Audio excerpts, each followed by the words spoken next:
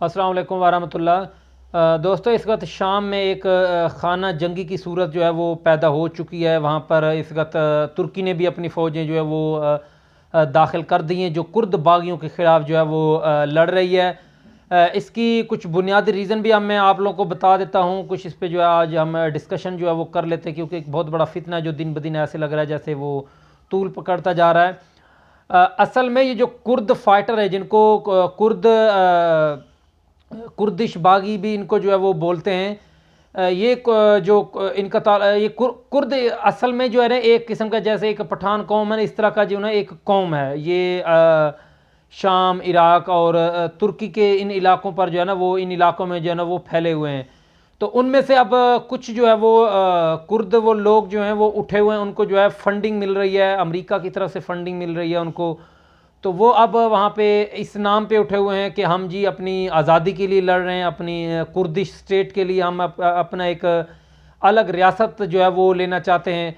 तो उससे बहुत ज़्यादा जो है वहाँ पे जो है वो मसाइल पैदा हो रहे हैं। उनको असल में अमेरिका की तरफ से जो है उनको जो है वो फंडिंग की जा रही है। अमेरिका की फ़ौज वहाँ पे भी जो है वो लड़े थे। अब उनको हुक्म जारी किया गया कि वो शाम से जो है निकल आए। वहाँ पे वो लड़ रहे थे, असल में दाइश के ख़िलाफ़ लड़ रहे थे, लेकिन अब वो असला वगैरह दे रहे हैं इन कुर्द बागियों को।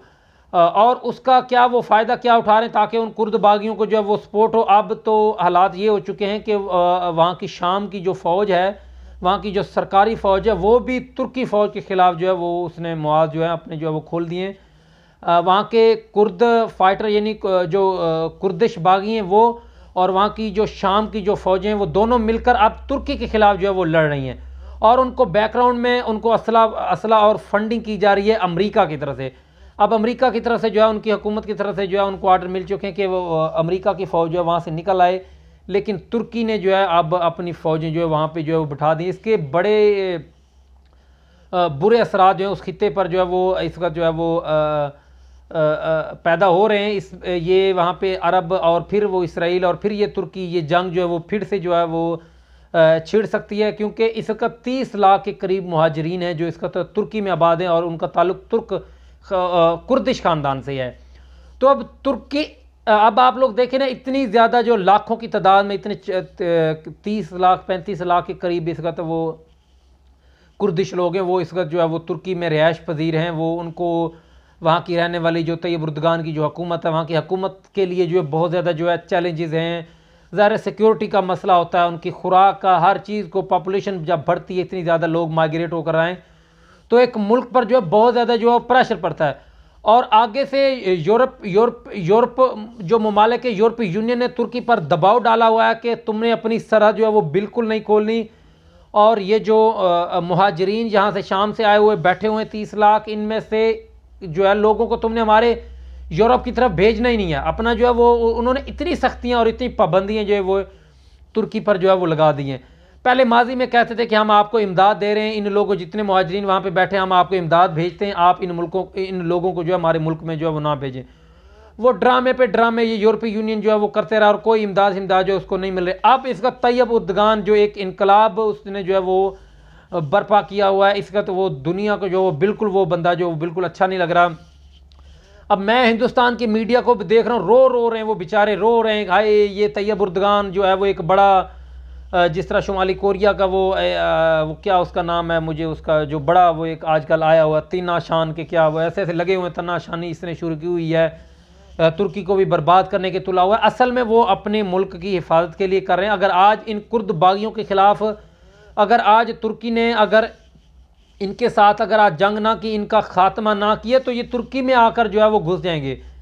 यहाँ पे तुर्की का बॉर्डर शाम के साथ इस तरह नहीं है कि बड़ी तार लगी हो, बड़ी हाई सिक्योरिटी हो, जिस तरह पाकिस्तान और हिंदुस्तान की सिक्योरिटी है, जिस तरह बॉर्डर सील है, इस तरह बॉर्डर नहीं है, वो बॉर्डर खुला हुआ है।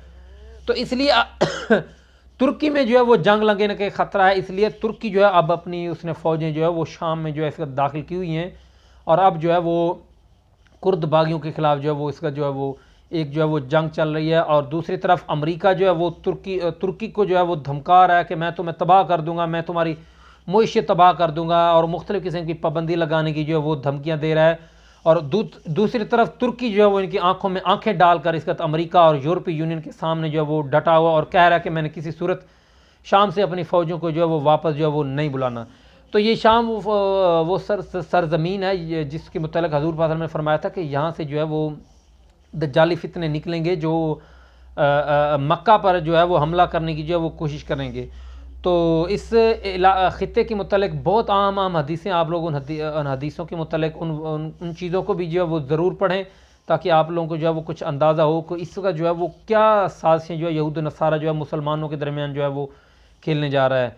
तो इसलिए तमाम मुसलमानों को जो है अब मुत्तहद होना चाहिए, अपने जो है वो तमाम किस्म की अपनी जो अंदरूनी साज़िशें हैं उनको ख़त्म करें, जो नफ़रतें हैं उनको ख़त्म करें। इस वक्त मैं आप लोगों को बता दूं कि यहूद नसारा जो है ना वो बिल्कुल जो है ना वो फुल ज़ोर पे है कि तमाम अब बाकी जो मुसलमान मुल्कों का उसने हाल किया, इराक़, शाम, फ़लस्तीन वगैरह को आप लोग देख लें। इस वक्त मुसलमानों में वाहिद तुर्की मुल्क का है जो सबसे ज़्यादा ताकतवर है। बेशक उसके पास एटम बम नहीं है, लेकिन पाकिस्तान से भी ज़्यादा उसके पास फ़ौज और पाकिस्तान से भी ज़्यादा ताकत जो है वो तुर्की के पास है। जिस तरह वो मुंह तोड़ जवाब अमेरिका को, आगे पीछे यूरोपीय यूनियन को देखा, हमारी तो इतनी हिम्मत ही नहीं है कि हम इन लोगों को जो इस तरह इनकी आंखों में आंखें डालकर जो है वो बातें करें, क्योंकि हम जो इनसे जो है वो माल ले रहे हैं। तो तुर्की की मईशत भी काफ़ी हद तक जो है वो स्ट्रॉन्ग हो चुकी है। वो शख्स जो तैयब उर्दगान है वो अंदरूनी तौर पर जो बड़ा मजबूत हो चुका है और अवाम में जो है वो बहुत ज़्यादा मकबूलियत हासिल कर चुका है। पूरी अवाम और फ़ौज जो है उस शख्स के साथ है। तो हालात ये हैं कि इसका जो है वो अमेरिका जो है वो अब उस पर पाबंदी लगाने की कोशिश में और किसी तरीके जो है वो तुर्की में जो एक कह लें कि खाना जंगी जो है वो पैदा करने की जो वो कोशिश कर रहा है। तो इसलिए पाकिस्तान के मुसलमानों को भी चाहिए कि अब ज़रा होश के नाखुन लें। जो है हमें बुरी तरह जो है वो दुनिया में जो है वो घेरने की कोशिश की जा रही है, इसलिए अपनी अंदरूनी साजिशों को ख़त्म करें, अंदरूनी तौर पर मजबूत हो, ताकि इन लोगों का जो है इन लोगों का जो है वो मुकाबला किया जा सके। तो शाम के लिए भी तमाम जो है वो दुआ करें। बहुत सारे मुहाजिरीन वहाँ पे तुर्की में जो है वो पनाह लेकर बेचारे बैठे हुए हैं, अपने घर बार पीछे छोड़कर बैठे हुए हैं। जिस तरह अफ़गानिस्तान से लाखों लोग पाकिस्तान में हिजरत किया था और उस दौरान जो है कितना दबाव पड़ा था पाकिस्तानी हुकूमत पर, इसी तरह तुर्की की हुकूमत जो है इस वक्त बड़े मसाइल में जो बेचारी जो है वो घिरी हुई है। अल्लाह ताला उस तैयब उर्दगान को जो है वो हिम्मत और हौसला दे। मेरा फेवरेट सियासतदान है, मुझे अगर यकीन माने तारीख़ में अगर कोई सियासतदान अच्छा लगा तो इसका तैयब उर्दगान अच्छा लगा है। बहुत ही मैं कहता हूँ कि अच्छे वो इंसान है, जिस तरह वो मुकाबला कर रहे हैं। अल्लाह ताला उनको भी जो है हिम्मत दे और उनकी फ़ौज को हिम्मत दे और उम्मत मुसलमान को जो है वो इन दज्जाली फितनों से जो है वो बचा कर रखे। तो इंशाल्लाह दोस्तों आने वाली वीडियो में आप दोस्तों से मुलाकात होगी, तब तक के लिए मुझे इजाज़त दें। अल्लाह हाफ़िज़।